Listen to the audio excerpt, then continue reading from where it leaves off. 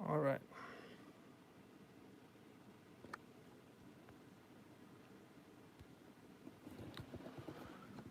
Okay, so everyone, I'm sorry about that. I don't know what's going on with YouTube. It's shutting me off. I'm now live, and I know you guys were in the other room, so I'm gonna wait around for you. Don't worry about it. To those of you who are watching, after the fact, I apologize. I had another stream going, and something happened to it, and I don't know why YouTube keeps shutting me out of the thing. So, all right, I see people are coming back. I don't know what's going on, but it seems to be working now. You were about to throw up. Yeah, I'm very sorry about that. I don't know why I kept getting shut out of the stream. So the phone would turn off, and I'm using the phone to get better video.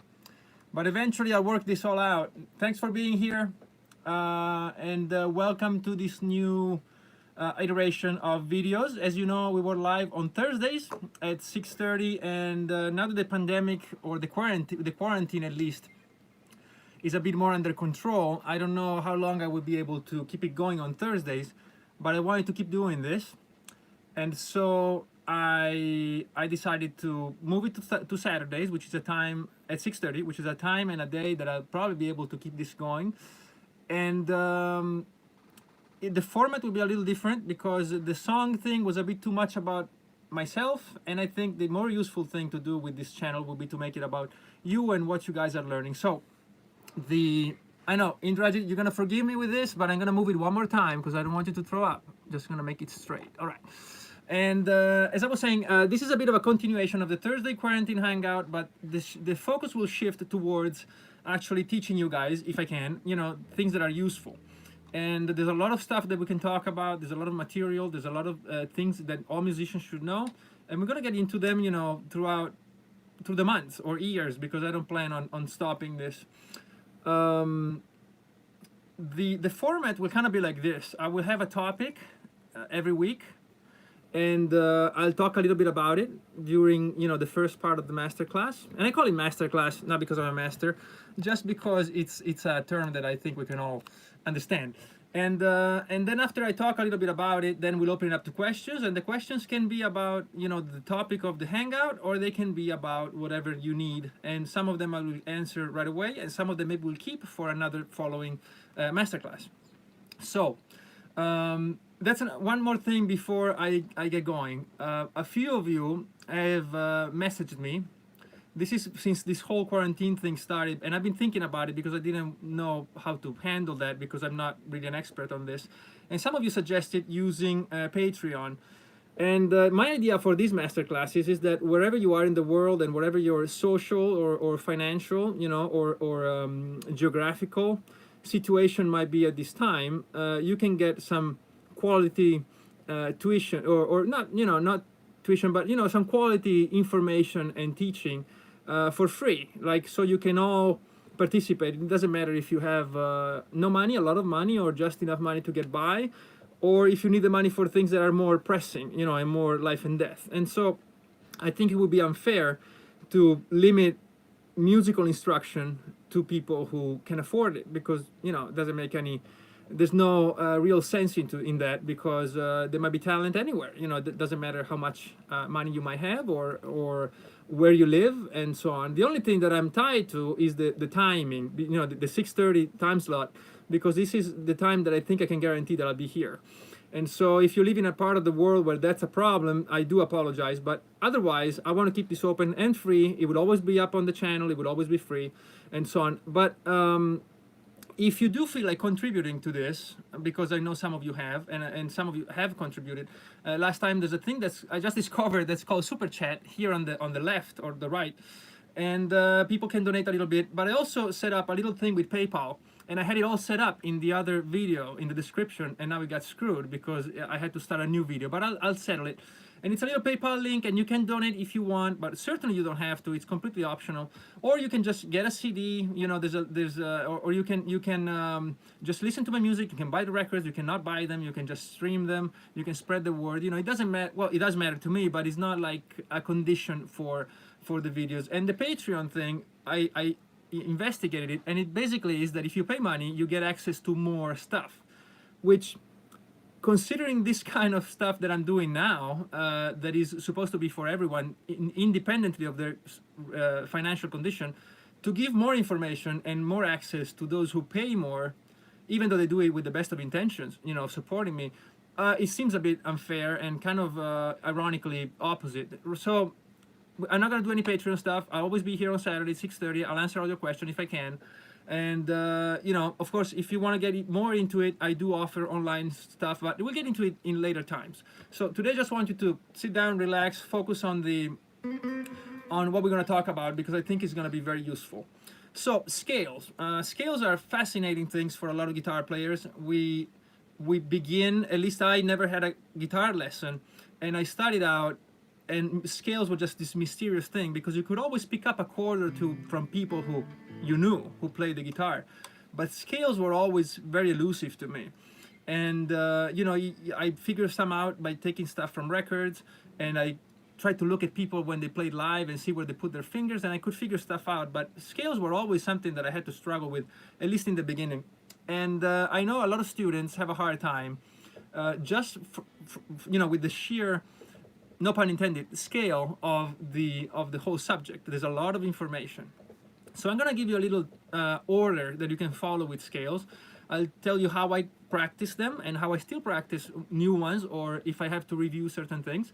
And I will give you a few pointers as to what you should know to learn them properly. We might not get into all the detail about all this stuff, because some of these subjects are very broad and they require probably their own masterclass. So this will give you an idea of what we could go deeper into. So I like to divide scales, for students at least, into two groups. One is the survival scales, and the survival scales are scales that you really, really need, and you might need them on a superficial level in the beginning, but eventually you want to get deep with them, because they're extremely important, and they will get you out of a lot of pickles if you find yourself in one. And to me, those scales are major, minor, pentatonic major, and pentatonic minor. Now, these scales, the pentatonics is obvious why. You know, a lot of rock music, of course, comes from the blues, and the pentatonics, you have to know them. But there's another issue, which is that the major and minor scales, once you learn them, there's always modes of the major and minor scales that you can get to without really actually knowing the modes, which is not ideal, of course, but I'm talking about survival here. I'm talking about you going somewhere and people say, like, calling out a tune or calling out a jam, and they go like, okay, we're gonna play in D Dorian, get going. So major, minor, and pentatonic scale will get you out of that. What are major and minor scales? Well, of course, the major scale is the basic of the basic scale and the basis of pretty much everything. And it's a very simple scale, and you can look at scales in many ways. And by the way, if I go too fast, let me know in the chat. You know, I'm gonna try to squeeze quite a bit of information in today, because we're gonna return to all this in future masterclasses, all right? So, but if I go too fast, or if you need clarification, let me know.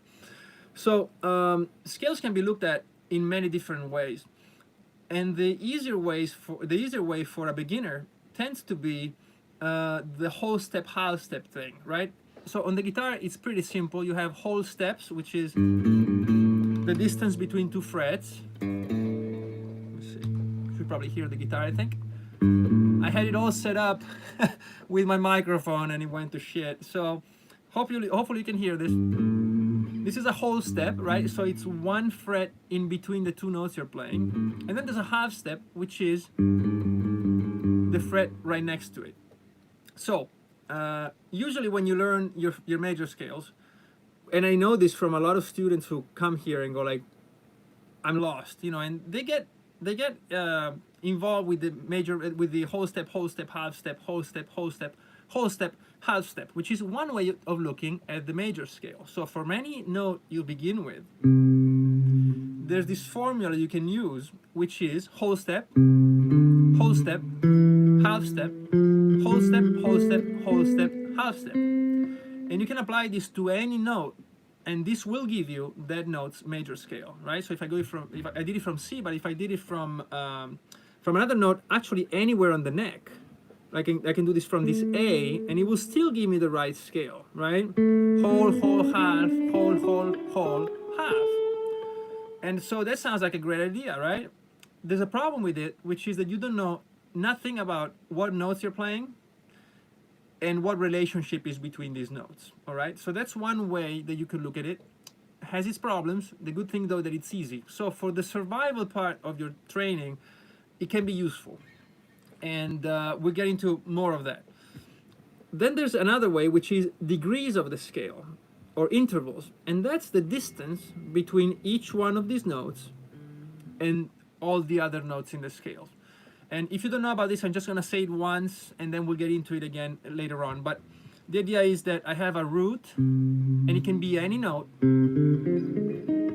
And this root is the beginning point of a series of notes that have a certain distance to this starting note. So if I start on C, to keep things simple, I have a major second, a major third, a perfect fourth, a perfect fifth, a major sixth, a major seventh, and the octave, which is the same note as the beginning, but now we repeat. So, of course, if I apply this not through one strings, but through all the strings, I still get the same result as when I did the whole step, half step, whole step, whole step, whole step, half step. And why is the second thing better than the first? We'll get to it in a specific masterclass that we'll do on this. But for now, if you would like to brush up on your knowledge, I suggest before we get there that you look at your interval tables, if you know what they are. I'll teach them to you, but when we're done with this, I'm gonna post a link in the comments or the description with an old video that I did for the Guitar Encyclopedia that goes into depth. But the intervals, the interval table is just a table that gives you from any note the name of each note that's related to that note. Okay, so what's a major second, what's a minor third, what's a major third. And the advantage of that over counting whole steps and half steps is that when you look at intervals, intervals can be brought to any note and to any circumstance. Like a third is always a third. Two whole steps are also always two whole steps, but they're not as easy to grasp when you're like, okay, two whole steps from here. Like one note is this and one note is this, I have no idea what I'm doing. But if I know that the major third of C is E, and I know that the major third of F is A, and I know that the major third of A is C sharp, I'm always aware of what I'm playing, when I'm playing it, and its relationship to the root, or to the tonality of the song, or of the piece of music, or of the chord progression, or of the drone note I'm improvising on. It doesn't matter. I'm always able to relate back to ground, you know, to home. That's what I'm trying to do. Okay, so major scales, you should know them.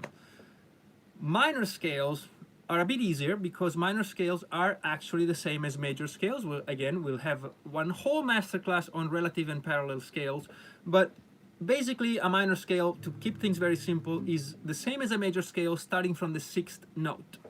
So if I have C major, C, D, E, F, G, A, B, C, and again, I can get to this, as we just said, through counting whole step, half step, or if I know my intervals. And I count the notes, 1, 2, 3, 4, 5, 6. See, this is an A, and I can just keep playing the same scale,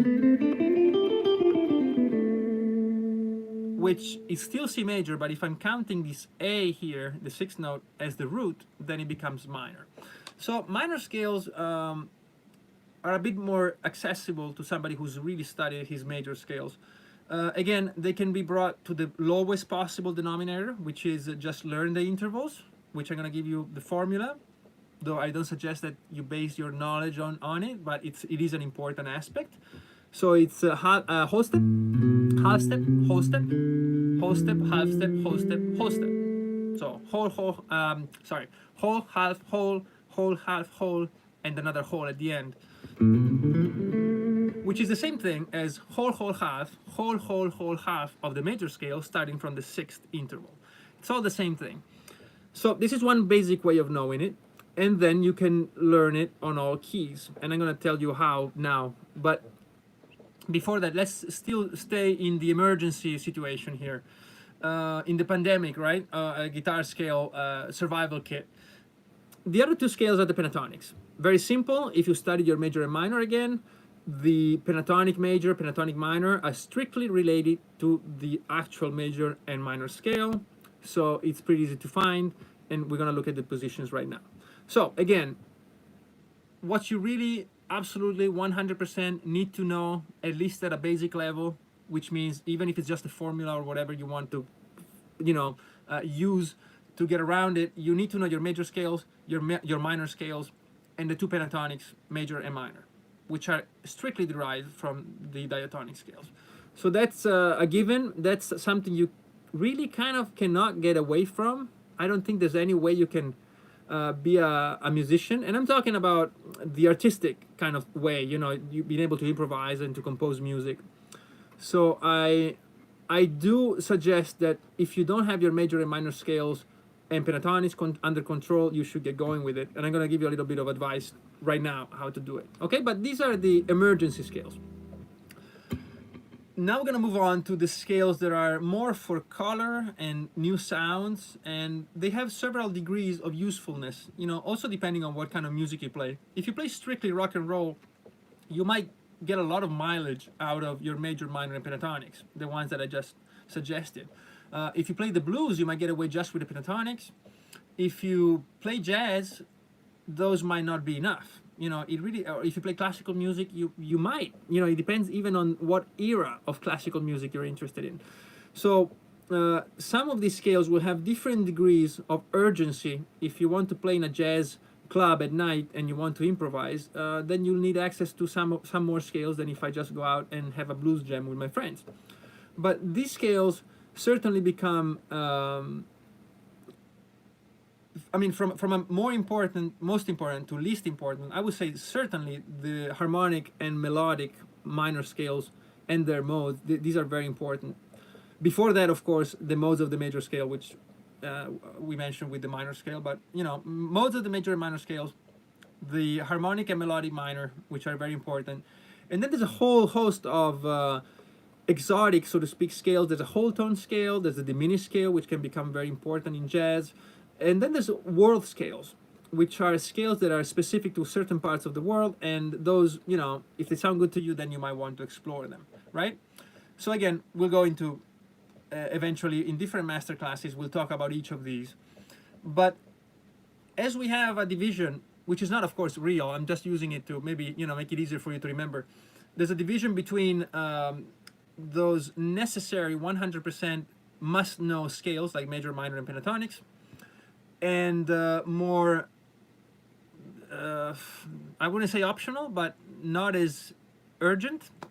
There's also different ways of learning them and of controlling them and of mastering them. And I'm gonna give you a few levels of mastery of the scales. There's an emergency level for how to learn the scales, I think, as well. And to me, that's the cage system. I don't know if you know about the cage system. Again, I will try to link it because I did explain it in the encyclopedia, but we're gonna make a whole new masterclass on it.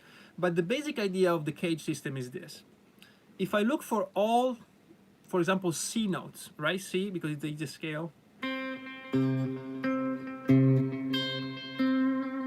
These are all the C notes that are available to me in the first 12 frets. And you know that everything repeats after the 12th fret. So there's no more C's around here. There's only these. Oh, sorry, I'm making it up. Right? And this one, it's already a repeat of the first fret. So the idea is really basic. It's like, okay, let's take these roots by pairs. So I make 5 pairs of these roots. One is this one. One is this one. One is this one. One is this one. And one is this one. And then around these spots on the neck, I build the scale. In the case of the C major scale, they're all natural notes. So all I do is build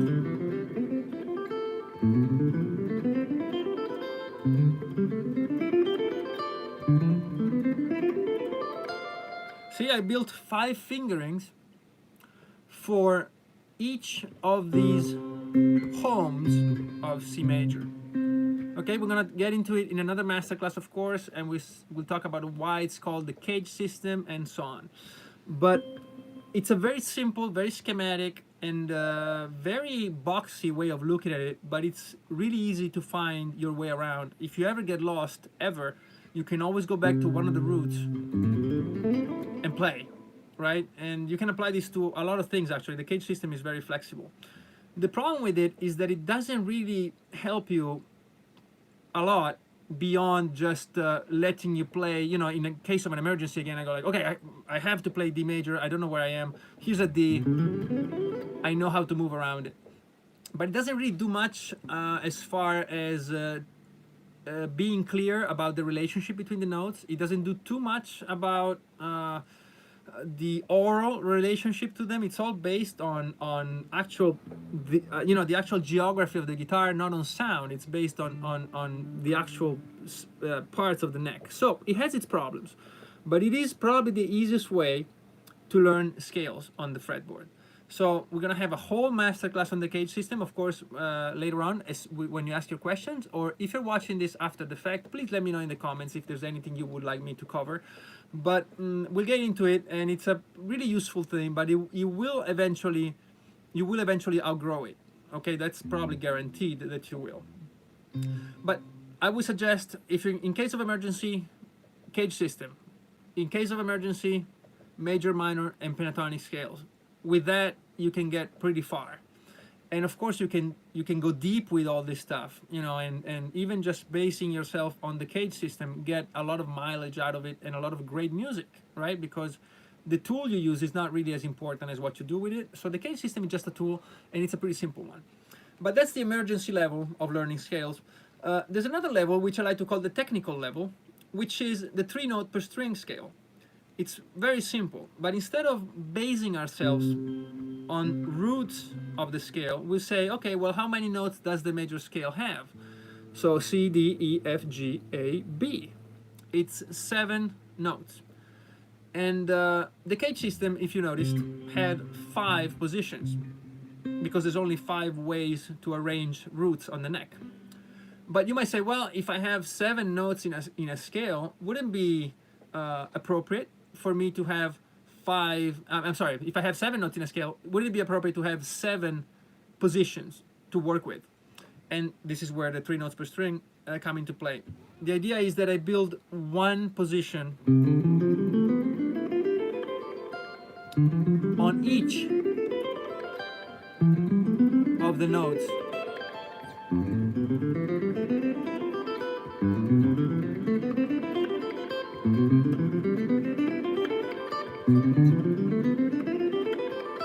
And then my 8th note is again the first position.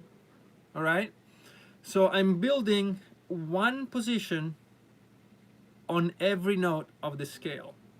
And the reason it's called 3 notes per string is that it's a very conducive way of doing it. You just play 3 notes on a string, move on to the next string, move on to the next string, move on to the next string. The reason I called it the technical level is that when you have the same amount of notes on each string, it makes it very conducive to technical studies. It makes it conducive to legato work. It makes it very easy to control your picking. You know, if you alternate, it's always down and then up on the next string, and then down again, then up, then down, then up. If you do hybrid picking, it's always down, but with the same figure on each string. There's so many ways that it's technically very conducive, this way of seeing the scales. And I think you'll find it very useful for that. And it's, you know, you have to memorize the 7 positions, but it's not that difficult. There's tricks for them. And again, we'll dedicate a whole masterclass maybe on this, and I'll give you some of the tricks. Then there's a what I like to call, so we did the emergency level, the cage, the technical level, 3 notes per string. Then there's what I like to call the deep level. And the deep level is playing every scale you know. In this case, I'm still in C major on one single string. Of course, I have to do it on all strings. And this is one of the most useful ways that you can interface with the guitar. And it's basically as simple as it sounds. You know, I go on the third string, I go on the first, and I play my scale just on this string. Now, of course, I can play from down and up, and then as soon as I'm ready, I can improvise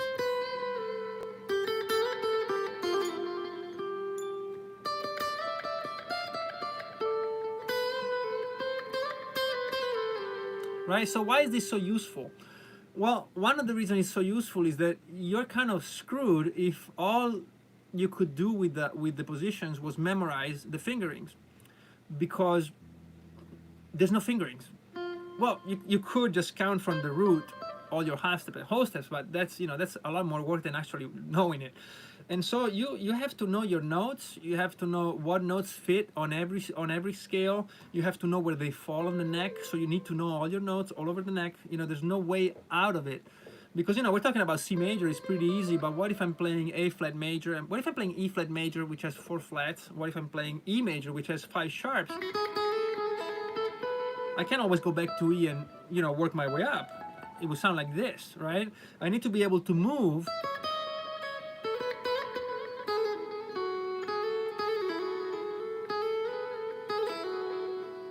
around the string and around the fretboard freely. So I need to know exactly what notes fall where, and if they do fit in whatever scale I'm playing, right? So you can do it on all strings, and you can improvise, and you can make out exercises, you know, that kind of stuff. So this is what I call the deep level. And then there's another one that I call the Goodrick level, because I got it from the Goodrick Advancing Guitarist book, which is knowing your scales on 12 positions. Okay, so we moved from the 5 positions of the cage system to the 7 positions of the 3 notes per string to the 12 positions. And what's the 12 positions? Well, Goodrick, which is this great author of this book, which is called The Advancing Guitarist, which is a strange book because you'll never finish it.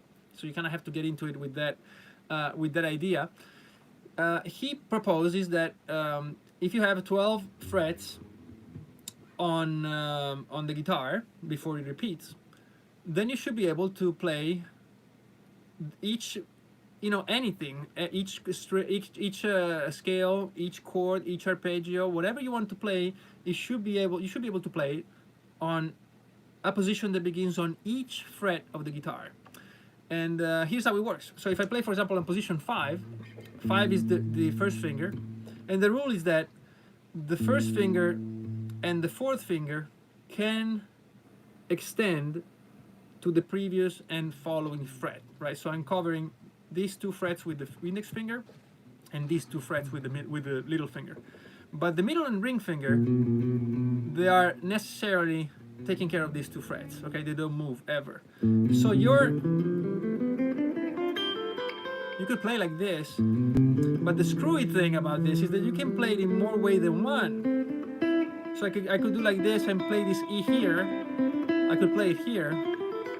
And depending on where I start, there are like 3 or 4 different options. So what's the advantage of it? First of all, you break out of any preconceived way of playing the guitar.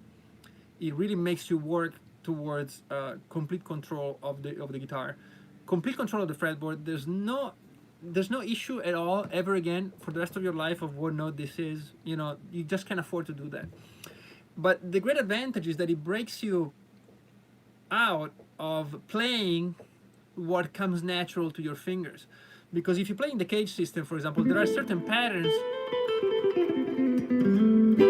that become very natural to you. But the problem is that we all have 4 fingers, you know, playing wise, and we all have very similar facility with what we're doing, physical facility. And so we all tend to play the same if we are stuck in a position. And so a lot of people, when they play, you see it especially on the pentatonic scales, when people go from one box to the next, they tend to kind of sound like everybody else, because even if we have we're a bit different, but really we all kind of like the same thing, right? We like to play notes in sequence. We like to find our way around close spaces. We don't like having to know how to move around like this. We might not like to play skipping strings, or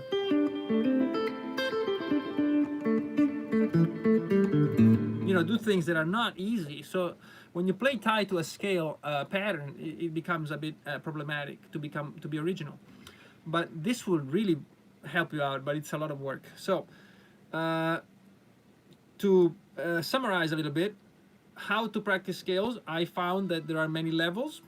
The basic level is what I call the emergency level. We get you out of a lot of problems. It's the cage system. Then there's a more technically conducive way of learning things, which is 3 notes per string. And these are 7 positions, and they will help you out with your technique studies. They are very comfortable to play fast on, and to practice techniques in context. And it's a very useful way of looking at it. Then there's a deep level that I like to call, which is starting to unlock all the scales on all the strings, on separate strings. Extremely important, a lot of work, but it's really one of the best things you can ever do on the guitar. And then there's what I call the total control, which is 12 positions, because you'll see why eventually when I'm going to teach you how I do it. And but this is for a different masterclass. All right. So this is what I would suggest eventually that you should all be able to do. Now, do you have to be a master of every step of this procedure before you can move on to the next? Absolutely not. You have to be proficient at a certain level, and then you should eventually move on, because progress with the guitar doesn't go like this, right? It doesn't even go like this, as most people say. Actually, progress on the guitar to me goes like this. It's a spiral, and you always go back to topics and to concepts, but you go back, hopefully if you've practiced properly, you go back at a higher level than the first time you were there. So if I'm playing my major scales, I don't have to get my major scales up here before I even start thinking about the modes or chords or harmony or ear training, because these are very important things even at this level here. All right, so it's better to just get pretty good or decent at something, at many things, right? I'm following the spiral, and then eventually I will be able to go back to what I was doing and I've done before, but at a more advanced level, right? And I have more mastery, and then eventually I go back to it, and then eventually I go back to it, and my ear training is going up, and my harmony knowledge is going up, and my music theory is going up, and my skills are going up. And the trick is that you need all these different things to kind of go up at the same time, otherwise you'll be missing things, right? What if you know how to play your major scales very well, and you have no idea of how the notes relate to each other? You have no idea of how tonalities work. You have no ideas, about anything. So what's so good about knowing all your major scales if you have no idea how to use them, right? It's a lot better to go like, okay, well, let me just get this a little bit, and then let me get back to it, and then let me get back to it. And that's actually what I do with a lot of, I do take on some students, and that's what I try to do. And it's hard work in the beginning, but because you can't see the end of it. But you know what? The good news is there is no end to it. I know a lot of people who are great players and very accomplished, and they're some of them very well known, and they never feel like they've arrived anywhere. So you're in good company. You never get anywhere. You'll always feel inadequate about your knowledge. So instead of worrying about it, think of yourself as somewhere along this spiral of learning, right? Think of it that way, and it will be a lot better, and it won't stress you out. Okay, so basically this is what I wanted to talk about. Just give you a little primer of what we could be talking about. This is just for scales, of course. There's so many other things we could discuss, but what I talk about is really only about the melodic study of scales. And melodic study means that you're seeing scales as one note after the other, right? So even if I do all these things that I taught you today, you're still really thinking of scales as a separate thing from chords, which is harmonic, arpeggios, keys, right? Progressions, and it's really not that way.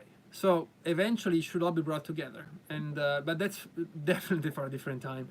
And they can be studied, of course, harmonically, and we look at it. You know, we look at triads, how to control all triads on every major and minor and key and the modes and all that, control it everywhere on the neck, and that's a bridge between harmonic and melodic. But I don't want to get into it right now. And finally, there's one more level that brings everything together, and it's extremely important, and it's always, not always, but very often set aside by a lot of people because it is hard work, and some teachers are not able to teach it because they haven't worked on it themselves. So they kind of go like, well, you know, we'll look at it, and then they never do. And I've had students that have been studying guitar for like 10 years and have no idea of what anything sounds, you know, anything they play, they have no idea of how to predict what they're going to play. So they're always following what they're playing with their ear instead of deciding what to play and then playing it. It's a big topic, and it's ear training, and ear training not in a vacuum but associated with the study of the guitar, right? So associated with the study of a scale, you know, getting inside the scale, understanding why one scale sounds so different from another.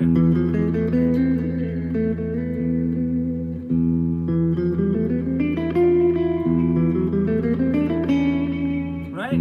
It's infinite. There's so many of them. And that's a huge topic, and that's why I'm telling you that these master classes, if you guys enjoy them and you want me around, they will be around for a while because it's a long way to go. And one more thing before I open it up for questions is that I have no idea of your level. I have no way of knowing how much you practice. I have no idea of your current position and of your aspirations and dreams with the guitar and music. So whatever I teach in these master classes will have to be kind of a, you know, me putting stuff out, and hopefully it works for you. But if it doesn't make sense, don't worry about it. You know, if you feel lazy about something, I'm not for laziness, but if there's something that just doesn't grab you, there's always time to get back to it. You know, these master classes will always be live, will always be available on the channel. I'm not taking them down. I'm not later on selling them. So they'll always be here, and maybe you're not ready for them. Maybe you are sitting somewhere on the spiral and you're not ready for this yet. So, but I do suggest that even if you feel you're not ready for them, I suggest that you watch them and you listen to them, and not to get more, obviously, not to get you to watch my videos more, but it's really important, if you could, watch them a few times, because just hearing concepts, it might seem like he's not doing much, but eventually when you light that spark that lets you understand something, having it already in the back of your head helps a lot, instead of having to then go out and find information. So my suggestion is, if you have the patience and you can stand me for long enough, to watch these, and if they're at your level, great, take whatever you can from them. And if they're not, still go through them, and even, I would say, go through them a few times, okay? And that's my little piece of advice. And yeah, so I know it's a lot of information, but today was just a primer. Again, don't feel like you have to know everything I said, or that you don't feel lost.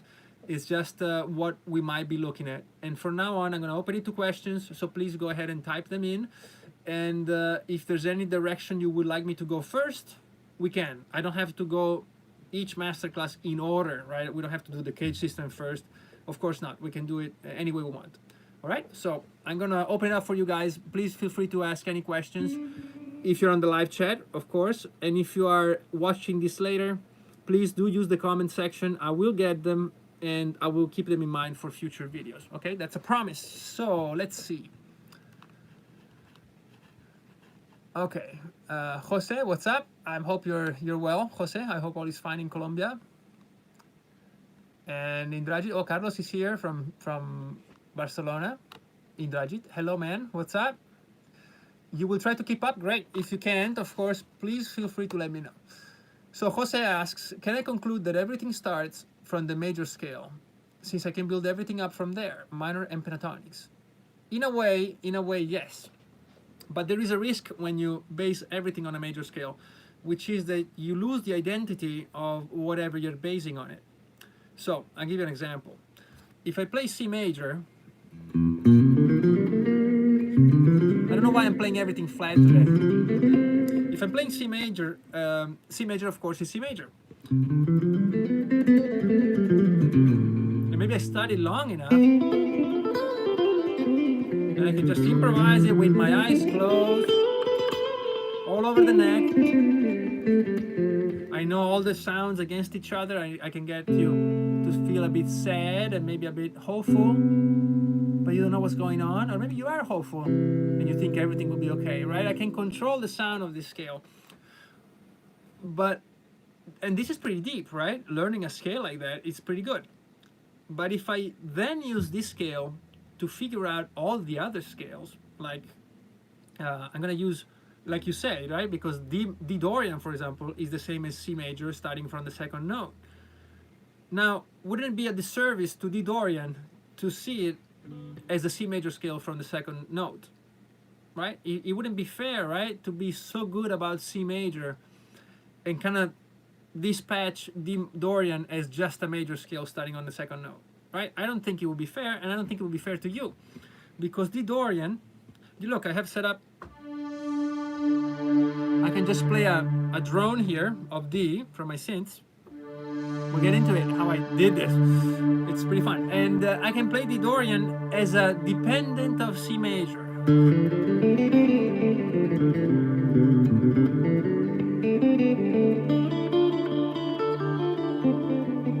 See, it's not really going anywhere, is it? Not as far as I was going with C major. I'm having a bit of a hard time going like, why am I even playing D Dorian if I don't know what's going on? But if I study D Dorian with the same depth as I've studied C major, I would go like, okay, well, D Dorian, certainly the D is very important. But what are the other notes that make it so special, right? I don't want this to sound like a major scale.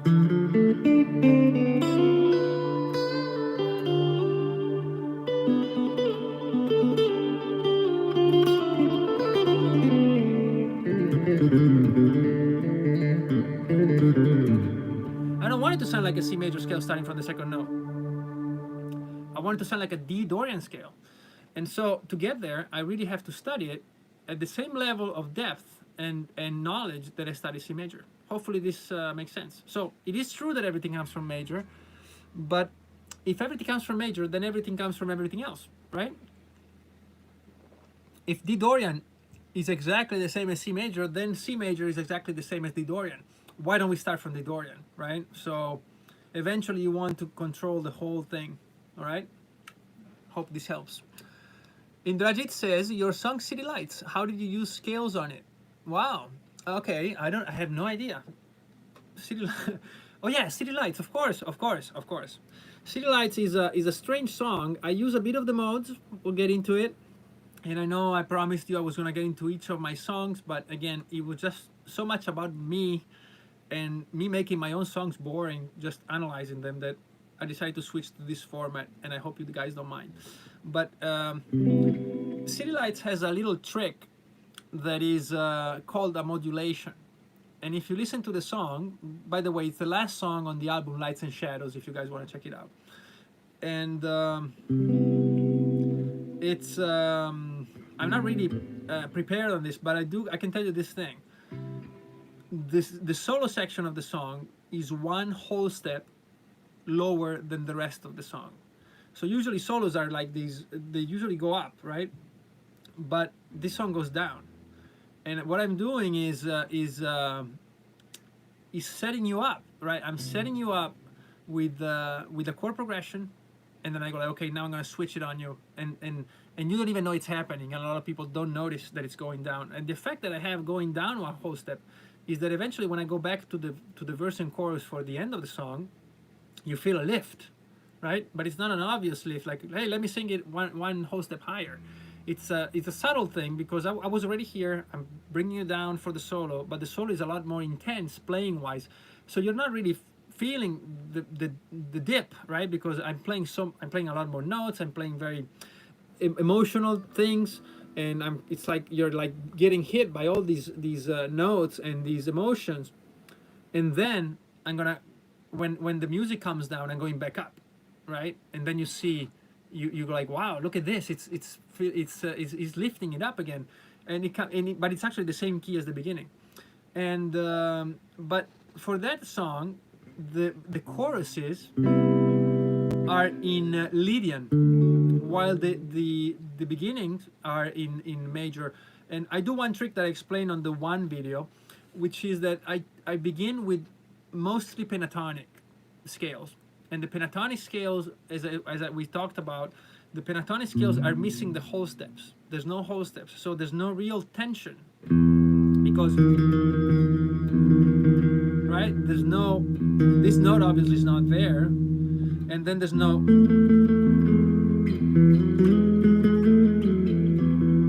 right? I don't do all this stuff. I'm missing the notes that are tense, the half steps, and then I put them back in. I put them back in when I want you to feel the lift or the dip, you know, maybe I fill it up with minor notes. But the Lydian scale is very bright and quite hopeful, and I use it for the choruses. Hello, and Labelle. Oh, by the way, Indrajit, thanks a lot for your little donation there. I really appreciate it. I appreciate it very much. And as I said, I'll try not to spend it on gear. All your donations will go to needy children, my own. I'm just kidding, of course, but we'll try to do useful things with them, of course. If you guys want to contribute, I will do useful things for these videos. Maybe I'll get a better camera. How about that? So, Anne Labelle, hello. Good to see you. As always, you know my little thing about knowing where you guys are from. If you want to, and if you haven't yet, feel free to share. I recently started learning the piano. Oh, that's great. Me too. And was wondering if you had an opinion on being able to take music theory from the piano and apply it to the guitar. That is a very good question. Wow, that is a great question. Extremely good question. And the answer is quite complicated, because of course it's better to know more than less. So yes, I would say that if you have the time to dedicate to the piano and the guitar, certainly the piano helps. But if you don't have that much time, and we're only talking about the theory, not about you playing the piano, that's great, but the effort of moving stuff from the piano to the guitar might or might not be useful eventually, or it will be useful, but it might not be more useful than using that time to advance your knowledge on the guitar. I hope you know what I mean. So if I have to spend 2 hours learning theory on the piano and then apply it to the guitar, if I don't need it on the piano, then I would probably just use it on the guitar and do everything on the guitar.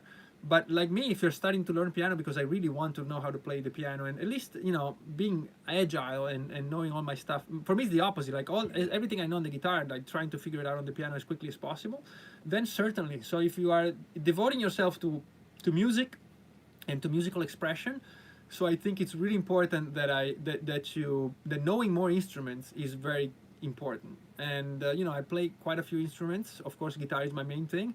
I play bass on all my records, and usually I play keys without really knowing what I was doing, but you know, now I actually want to learn. And I play some drums at a basic level, but I'm always able to figure out, you know, what a song needs, and then eventually when I get the drummer, I'm informed as to what can be done and what I really want to hear, when to just leave it up to him or her. You know, it's very important. I just don't know what your commitment to it is, and it's certainly not necessary, but it's certainly helpful and useful. Yes. And you're from Colorado, USA. Well, it's great. Yeah, I've been to Colorado a few times. Lived in California for many years, and I love Colorado. You know, I always have to be careful asking information because I know this is the internet, right? So I won't ask you what city, but it's a beautiful state. Loved Colorado, and the people. Man, the people were great. I met people from Colorado everywhere. I used to live in Cleveland as well, and I had friends from Colorado. The nicest people, great guys, relaxed but very smart. Really loved it. Yeah, so it's nice meeting you. And you understand what I mean. Okay, great, great. So hopefully that helps. Okay. So if you have any more questions, of course, I'll be happy to hang around. And again, for once you've digested this information in this video, please let me know in the comments what you would like to see next. I'm more than happy to adjust. I have no preference. Otherwise, I'll kind of follow an order, but not really.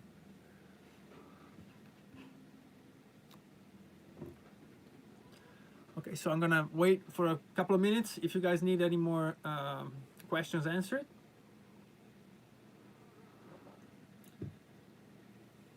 Oh, by the way, I picked this guitar because you can see the frets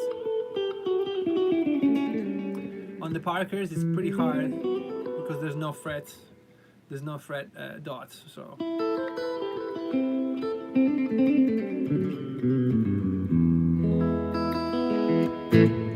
And also I have a little bit of a delay because I'm watching on the computer, so the questions show up with maybe it's a minute or two late. So if I keep harping on you leaving questions that you already have, please forgive me. So let me just check one thing, get rid of the old video so people don't get confused. And then if I don't see any more questions, we'll just leave it for next time. I hope you enjoyed it. If there's did you guys like it? Was it useful?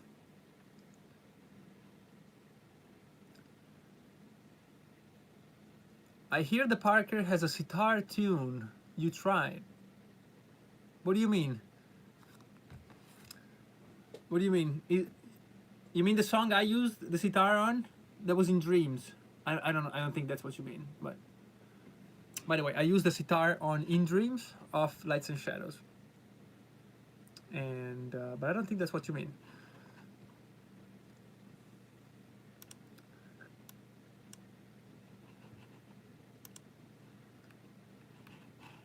So Indrajit, I'll wait for you to reformulate that question because surely my fault, but I can't figure out what you're asking. In the meantime, I'm gonna get rid of these 2 extra videos that I posted that I didn't want to post. Okay. Adrian Belew demoed his Parker with a guitar mod. Okay, yeah, I think Adrian had a Parker that that had kind of like the Line 6 system. Line 6 made a guitar years ago that lets you kind of select different guitar sounds, like a Strat or a Les Paul, that kind of stuff. And I think that's what you mean. Yes, he had one, but that was his model. Mine were different. I had no real interest in it. So my model is very basic, kind of basic. We talked about it. And no, I never tried it. But I have tried. I think it's called the Variac.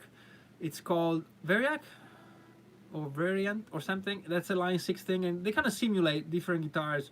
They have a knob that takes the pickup information and processes it as a kind of like a pod would, and get different guitars. I never liked it. Never liked the Line 6 thing.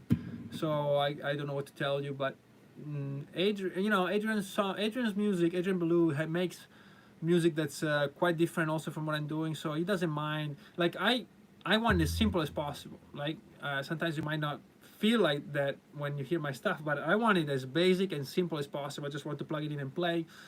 And so my Parkers are very basic as far as the electronics go. As a matter of fact, I simplified all my models. They're simplified as compared to the production models. There's fewer cables, there's fewer things between your pickups and the output. One of them is actually going straight to the output.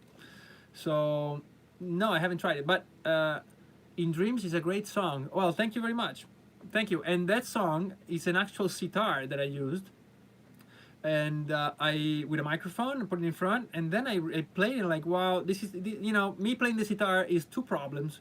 One is that I don't know how to play the sitar, even though I studied it with a guru in India, but of course I'm not a sitar player. And so people, I thought, might make objections to it, rightfully so. And the other thing was that it didn't really quite fit with the concept of In Dreams. And eventually the trick was to flip the guitar backwards. So what you hear in that song is a sitar. It's an actual sitar, and I'm actually playing it. But what I did was I played the figure that I wanted to hear.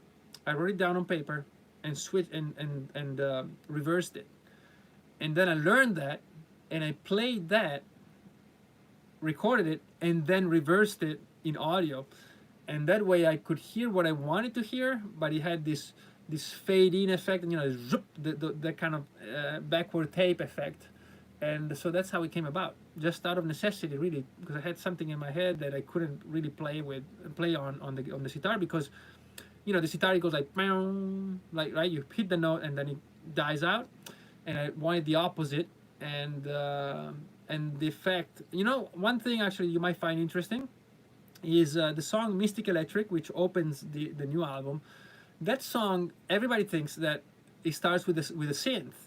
There's a fade in of a lot of synthy sounds, and those actually are. And throughout the song, that sound you hear throughout all the verses is actually, and on the solo as well. If you listen to it carefully, these are all guitars, and they're guitars with a very, very loud reverb and very long reverb, and then they are reversed, right? Some of them are, some of them aren't, and so you get this effect of whoop, and it jumps on you, it jumps out at you, but it's really the guitar.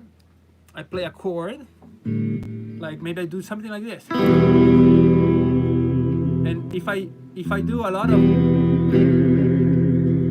that, now that sounds a bit weird, but when you put it backwards, you get these vibrations that get quicker and quicker and quicker, and then jump out at you. And that's how Mystic Electric was done. It's not synths, it's actual guitars. I don't know why I got into it, but hopefully it's interesting. Cool. All right.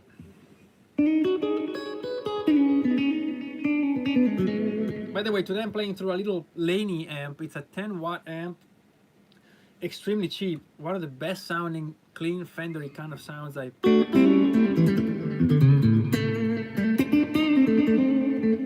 Sounds really good. If you find one secondhand, cheap, get it. It's called the Cub 10, Laney Cub 10. Get some really good tubes in it, and you're set. Okay. So again, I'm just gonna wait a little bit for any more questions. Otherwise, we'll re-adjourn to next week.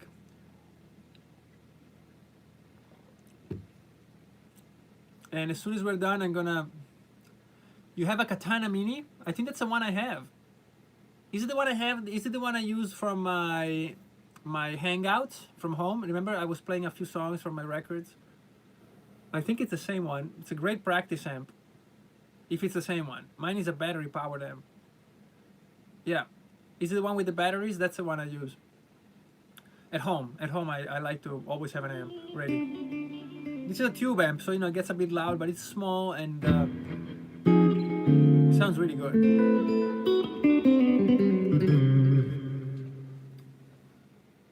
Yeah, okay, so you have the same as mine. Yeah, great practice amp. It's really good. Also for practicing, the Microcube is a standard. A lot of people have that. I use it. Is there a Joe Satriani JVM in the back, and do you live stream regularly? All right, and LaBelle, yes, I had the regular JVM first. I recorded Feel the Sky with it. I don't have it right here, but it's the song, all these songs were recorded with the JVM. And actually made the whole record with that one amp, almost. And then eventually for playing live, I got the JS series, because I heard it was a lot more similar to my classic amps, like the 800, and I have a Plexi, and it sounds really good. It's a good amp. The problem is that it died on me on 3 concerts. So I was playing live and just went out 3 times, and my trusty camper saved me.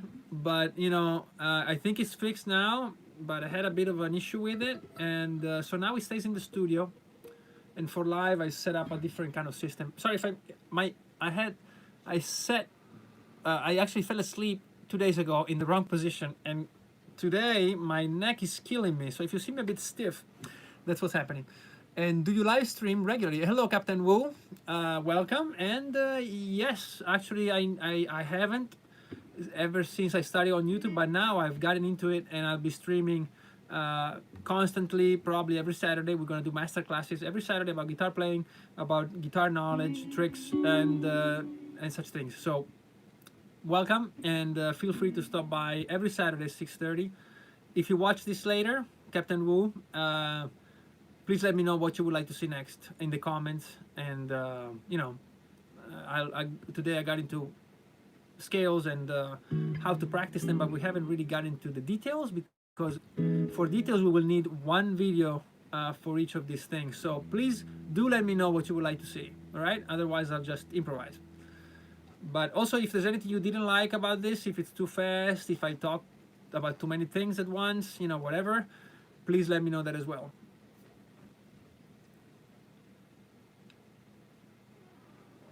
By the way, you asked about the amps, and I know a lot of you liked the video we did last week or 2 weeks ago about my guitars. I made a video talking about every one of my guitars. I can do one of my amps, and some of them you see there, but some of them are very interesting, like the little Laney here that I talked about. The Rockmans, you know, the old Rockman amps from the 80s. These are fun.